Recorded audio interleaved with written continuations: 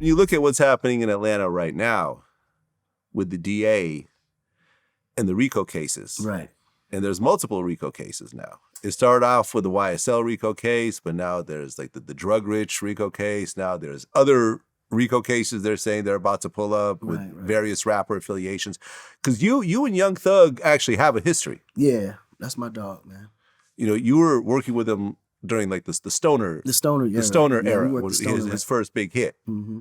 And you actually really embraced him. Yeah. You said that he reminded you of an African. No, he did. Yeah. He was, that boy, he's probably the most talented kid I ever ran against and the most fearless when it comes to creativity.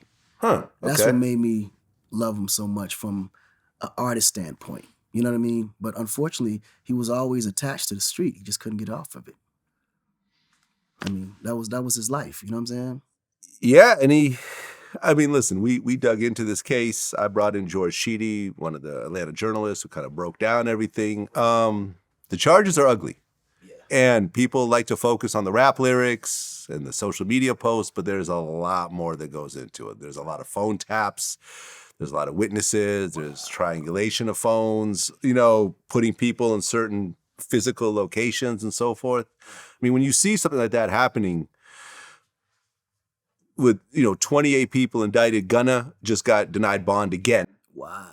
So, and he's a nonviolent offender, essentially. They're saying that this trial, if they're lucky, will start in the middle of next year. That is crazy. If they're lucky, middle of next year, because the DA is actually not releasing all their findings right now. They're keeping it close, so they're going to try to release it last minute so that all the defense lawyers need time to plow through it all and figure out their defense. So they're, at one point, Thug's lawyers might have to petition to push it back themselves just so they could have a proper defense. Right. I mean, when you see the clusterfuck that's happening over there with people that you personally know, do you know Gunna or any of the other guys? No, I mean, I've met Gunna, but we don't know each other personally. Okay, fair enough. Yeah. When you see that happening in Atlanta, what do you think? And you live in Atlanta. Yeah. I mean, if I can be all the way candid, it's almost like I would hate to say that I saw it coming because the behavior of a lot of rappers and artists today are more behaviors as gangsters than it is entertainers.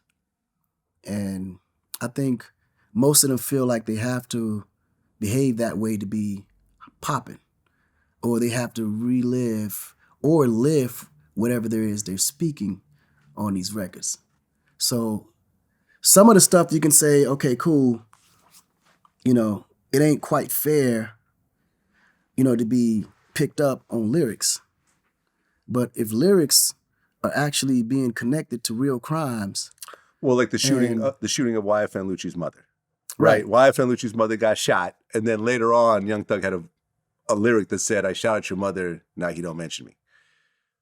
Now you could say that's not related. You could say that's just art. That's all speculation. It's all speculation, but it looks bad on paper to a jury. It looks even worse when things are on record being spoken of information that the feds ain't put to the public. That's where it gets dangerous. Right. Because they didn't never mention that. You mentioned it in their records, but when they, when they're at the crime scene, this is nothing that they release to the public. So how would you know that? So this is the hard part, and this is what is scary because that's something you can't really defend yourself from.